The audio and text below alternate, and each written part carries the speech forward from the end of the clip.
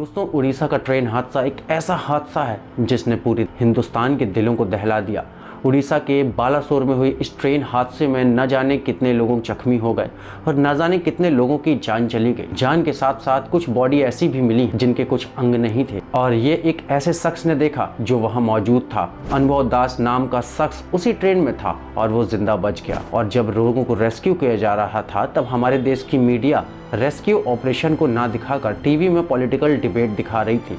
लेकिन बहुत सी ऐसी चीज़ें हैं जिनके बारे में जानना हर किसी के लिए ज़रूरी है, क्योंकि इस हादसे में करीब 300 लोगों की मौत हो गई और 1000 से भी ज़्यादा लोग घायल हो गए। लेकिन इस बात में कितनी सच्चाई है ये तो हमें वीडियो देखने के बाद ही समझ में आएगा। तो आज के इस वीडियो में हम आपको ये बताने की कोशिश करेंगे कि आखिर एक्सीडेंट हुआ क्यों, क्या इसे रोक सकते थे और क्या इस हादसे के बाद रेल मंत्री या इस हादसे में जो भी जिम्मेदार हैं उन्हें इस्तीफा दे देना चाहिए। तो चलिए जानते हैं इस वीडियो के बारे में कि आखिर ये हुआ। दोस्तों, इस एक्सीडेंट को समझने के लिए हमें सबसे पहले समझना होगा कि आखिर इंडियन रेलवेज का सिस्टम काम कैसे करता है। दोस्तों, हम सभी ने ट्रेन में सफ़र किया है। हमने ये देखा होगा जब कोई तेज़ रफ्तार वाली ट्रेन को जाना होता है, धीरे चलने वाली ट्रेन उसे पास देती है और जब तक वो ट्रेन एक निश्चित दूरी तक नहीं पहुंच जाती तब तक ट्रेन के लोको पायलट को ग्रीन सिग्नल नहीं मिलता। दोस्तों, ट्रेन की पटरियों के साइड में कुछ ऐसी पटरियां भी होती हैं जिसमें खड़े होकर ट्रेन दूसरी ट्रेन को पास देती है और जिसे हम लूप ट्रैक कहते हैं।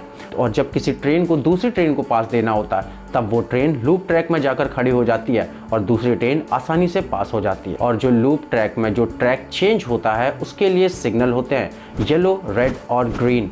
ट्रैक चेंज होने के सिस्टम को हम कहते हैं इंटरलॉकिंग सिस्टम। यही डिसाइड करता है कि ट्रेन किस ट्रैक पर जाएगी।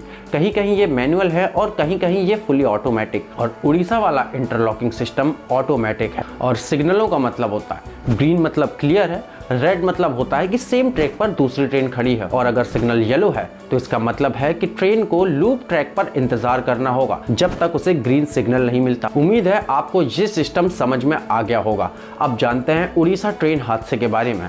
उड़ीसा में जिस जगह ट्रेन का एक्सीडेंट हुआ वहाँ 2 लाइनें जाती हैं, एक अप और एक डाउन। इस वीडियो में आपको दिख रहा होगा कि लूप लाइन में एक मालगाड़ी पहले से ही खड़ी हुई है, लेकिन ये इंटरलॉकिंग एरिया का जो सिस्टम है उसका ट्रैक लूप ट्रैक में सेट था। उसके बावजूद भी सिग्नल ग्रीन था और इसी वजह से ट्रेन नंबर 12841 कोरोमंडल एक्सप्रेस के लोको पायलट ने ग्रीन सिग्नल मिलने के बाद ही ट्रेन की स्पीड बढ़ाई और ट्रेन मालगाड़ी से टकरा गई। ये था पहला क्रैश। अब उसी के बगल वाले ट्रैक से हावड़ा यशवंतपुर ट्रेन 12862 पास हो रही थी और जब कोरोमंडल एक्सप्रेस के डिब्बे पलटे तो वे डिब्बे यशवंतपुर ट्रेन से टकरा गए और ये डबल क्रैश हमें देखने को मिला। मुझे उम्मीद है कि ये ट्रेन एक्सीडेंट आपको समझ में आ गया होगा और अब तक मरने वालों की संख्या 350 के पार हो गई है और घायलों की संख्या 1100 से भी अधिक हो गई है।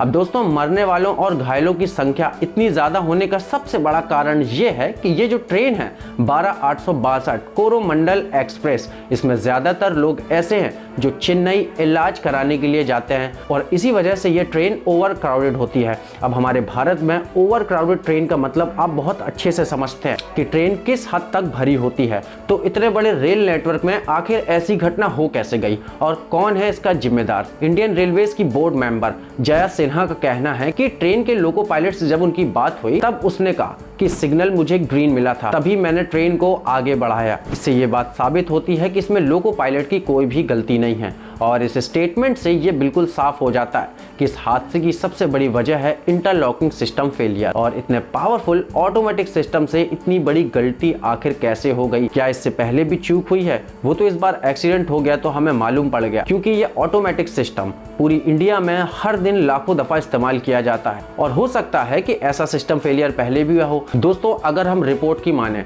तो जो स्टेशन मास्टर थे SK महांती वो स्टेशन से भाग गए। दोस्तों, ये तो जाहिर सी बात है। मान लो जैसे एक ट्रक के ब्रेक फेल हो जाए और वो ट्रक किसी को ठोक दे तो ट्रक ड्राइवर इस डर से भाग जाएगा कि लोग उसे मार डालेंगे। अपनी जान का खतरा तो सभी को होता है, इस वजह से वहाँ का स्टेशन मास्टर भी भाग गया। अगर इन्वेस्टिगेशन की माने तो इसमें स्टेशन मास्टर की कोई भी गलती नहीं है और रेल मंत्री का भी यही कहना है कि इन्वेस्टिगेशन रिपोर्ट में आया है कि ये इलेक्ट्रिक इंटरलॉकिंग सिस्टम का फेलियर है। और रेलवे बोर्ड की सदस्य जया सिन्हा का भी यही कहना है कि ये एक एक इलेक्ट्रॉनिक एरर है। लेकिन अब यहाँ सवाल ये है कि आखिर ये इलेक्ट्रॉनिक एरर आया भी तो सिग्नल रेड होना चाहिए और ट्रेन को रुक जाना चाहिए, लेकिन फिर भी ऐसा क्यों नहीं हुआ। और एक्सपर्ट का यहाँ तक कहना है कि इस सिस्टम को कोरोमंडल एक्सप्रेस को कभी लूप ट्रैक में लेना ही नहीं चाहिए था, क्योंकि हर दिन यह सिस्टम लाखों बार यूज होता है, तो इस बार फेल क्यों हो गया। और उन्होंने यहाँ तक कहा कि ऐसा पहली बार नहीं हुआ कि ये सिस्टम फेल हुआ। 2005 में गुजरात के साबरमती एक्सप्रेस के साथ भी ऐसा ही हुआ। वहाँ भी ये ट्रेन लूप ट्रैक में जाकर वहाँ खड़ी एक मालगाड़ी से टकरा गई थी, लेकिन आज तक ये बिल्कुल मालूम नहीं पड़ा कि ऐसा हुआ क्यों था। और जया वर्मा की कहना है कि मशीन फेलियर का चांस 99.99% है कि वो फेल नहीं होगी।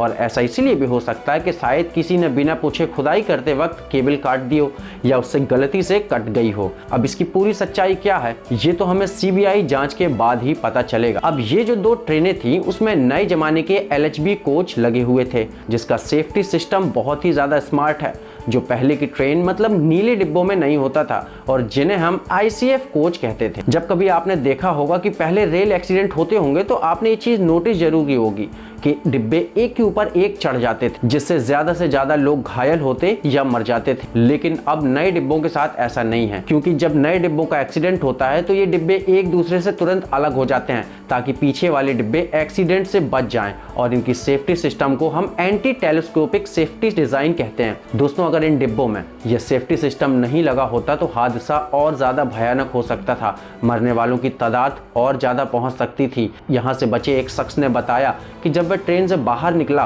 तो उसने देखा किसी का हाथ नहीं है, किसी का पैर नहीं है और किसी का तो सर भी नहीं था। कितना लोग का डेथ हुआ बोले तो मैं जब ट्रेन का बोगी से बाहर आया तब देखा किसी का पैर नहीं है, किसी का हाथ नहीं है, ऐसा ही किसी का थोबरा बिगड़ गया है। अब इस सिचुएशन को आप इमेजिन कर सकते हैं कि कितनी भयानक सिचुएशन थी। मेरा तो सोचकर ही बुरा हाल है। ऐसी और भी चीजें हैं दोस्तों इस वीडियो में जिन्हें हम डिस्कस कर सकते थे, लेकिन वीडियो बहुत ज़्यादा लंबी हो जाती। तो दोस्तों, मुझे उम्मीद है कि ये वीडियो आपको समझ में आई होगी। वीडियो आपको पसंद आई है तो इस वीडियो को लाइक और शेयर जरूर करें, और अगर चैनल पर नए हैं तो चैनल को सब्सक्राइब कर बेल आइकन को ज़रूर दबा लें। मैं मिलता हूँ आपसे अगली वीडियो में। वीडियो देखने के लिए बहुत बहुत धन्यवाद।